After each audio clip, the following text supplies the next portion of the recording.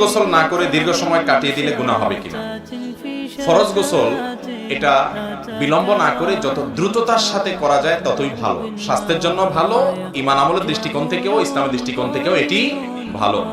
তবে কোনো কারণে ধরুন কারোর গভীর রাতে গোসল ফরজ হয়েছে, তিনি ফজরের সালাতের আগ পর্যন্ত যেহেতু তার গোসল না করলেও অসুবিধা নাই, যেহেতু নামাজের জন্য গোসল করতে হবে, সেজন্য তিনি গোসল ছাড়া যদি ফজরের নামাজের আগ পর্যন্ত থাকতে পারেন, তবে এক্ষেত্রে তার জন্য উচিত এবং কর্তব্য উত্তম হলো মিনিমাম ওযুটা করে নেওয়া।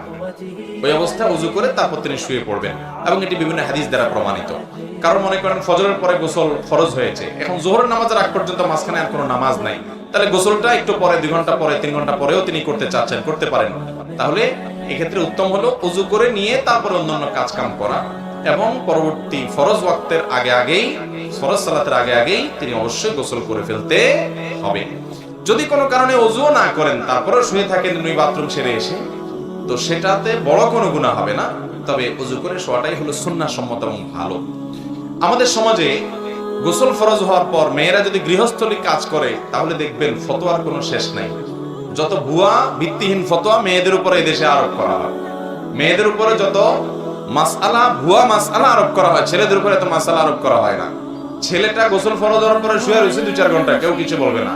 ওই বেচারি মেয়েটা গোসল ফরজ হওয়ার পরে যদি ওযু করেও গৃহস্থলী কাজ কাম করে, তো দেখবেন যে শাশুড়ি, ননদ, আশেপাশে সবাই ফতোয়া দিচ্ছে যে না, ফরজ গোসল হলে কোনো আপনার গৃহস্থলী কাজ কাম করা যায় না, বাচ্চাকে দুধ খান পাওয়ানো করা যায় না। তো এগুলো মেয়ের জন্য না, বরং ছেলের জন্য প্রযোজ্য যে যত দ্রুত সম্ভব গোসল করা ভালো। কিন্তু যদি কেউ গোসল একটু পরে করে পরবর্তী নামাজের আগ পর্যন্ত, এতে গুনাহ হবে